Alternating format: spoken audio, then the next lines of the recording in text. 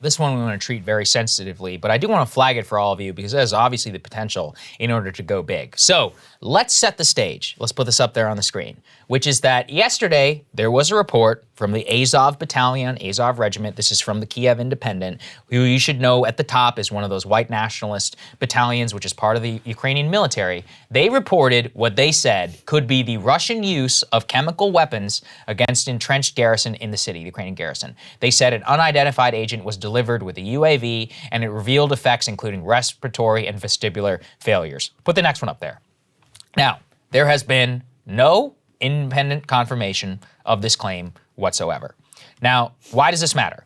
Because a use of chemical weapon would be a pretext through which there has already been declarations by NATO heads of state, including President Biden, the U.S. intelligence community, the United Kingdom, whose foreign minister actually responded saying that if this was true, it would lead to a clear line that was drawn in the sand by the U.K. and by NATO, could invite further escalation on behalf of the West. And why I think that this is incredibly messy is I would not put it past the Russians in order to do something like this. Yeah. But the people who are claiming that they did so are, let's be honest, this is the far right wing of the Ukrainian military. We are not saying the entire Ukrainian military are Nazis. That's a ridiculous Russian talking point. They are a small percentage. However, they are a percentage and are a real element that are fighting within this war that President Zelensky himself has accepted as part of the coalition. Let's just be honest about that. That doesn't diminish the justness of the Ukrainian cause.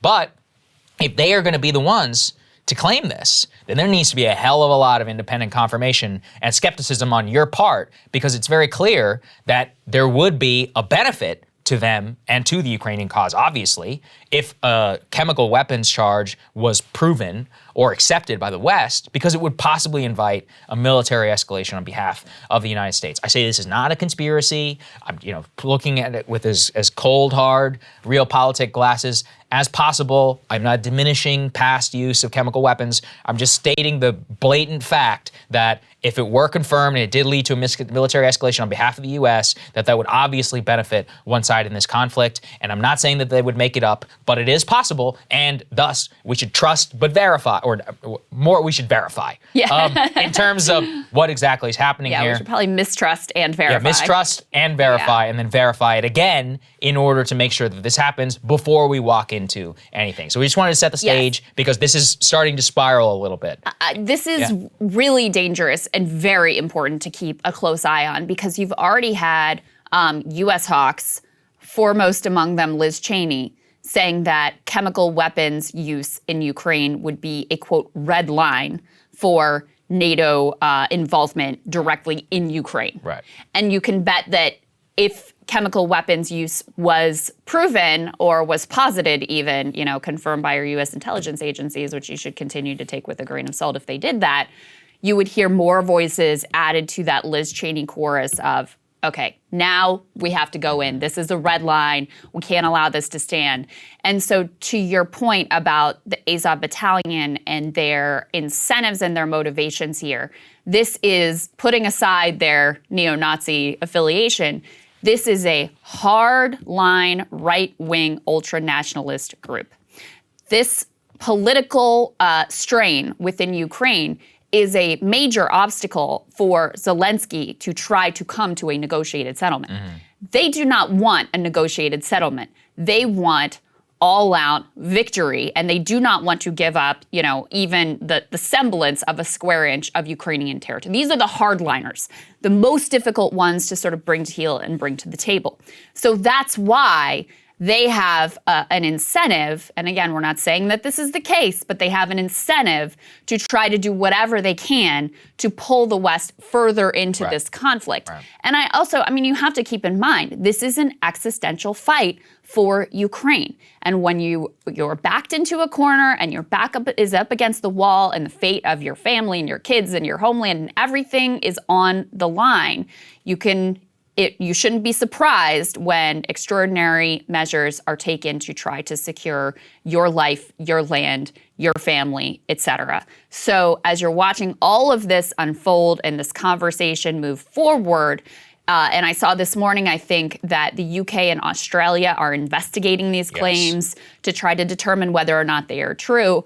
Keep in mind what the political motivations here are of everyone involved. Zelensky himself, in his address yesterday, he gives, a daily address to his people, did not say that chemical weapons had been used. So even he is not going this far. But again, this is very dangerous. One of the things that we know NATO members have been debating is, would it constitute an attack on NATO territory if you had something like a chemical weapons attack where there were reverberating impacts in NATO countries? What would that look like? So you're walking up to a very dangerous line here. Yeah, that's right. And I just think that all of us should be skeptical. We should try and look for the facts. As we all saw in Syria, these things move extraordinarily quickly when they can. And the consequences of that, while in Syria, we're fine because Syria doesn't have nuclear weapons and also isn't, a pure competitive state on a military standpoint, Russia is. And so that is what makes this all the more complicated. We will have to see a hell of a lot of evidence before anything should be done. And even then, we should all have a debate as to the ramifications about what's happening. That is not to diminish what is a possible use. However, everything remains very much in the gray area, as you said. Zelensky himself is not claiming this. The British Foreign Office says that they're investigating it. And that is where things stand as of right now. We'll keep you guys updated because the ramifications of this could be extraordinary. And it's one of those things that the media is actually not spending a whole lot of time on right now, but could in the future if it makes an official claim. And just to be more specific, I found some more details about Zelensky's comments. He said in his daily video address late Monday that Russia forces could use chemical weapons in Ukraine, but did not say that they had used them already. In terms of our government, Pentagon press secretary yesterday said we are aware of social media reports which claim Russian forces deployed a potential chemical munition in Mariupol, Ukraine. We cannot confirm at this time and will continue to monitor the situation closely. So those are that's the official communications coming out both from the Ukrainian government and from our own government. That's right. Cable news is ripping us apart, dividing the country, making it impossible to function as a society, and making it impossible to know just what is true and what is false. But the good news is they are failing and they know it. That is why we're building something new, a new mainstream, a healthier one, something more trustworthy, something that we are going to need in one of the most pivotal times in American history. We are building up here for the midterms, for the upcoming presidential election, but we need your help. So if you can help us out by becoming a premium member today at breakingpoints.com, we're trying to change America for the better and the entire world. So what are you waiting for, guys? Go to breakingpoints.com and sign up and help us build a new mainstream.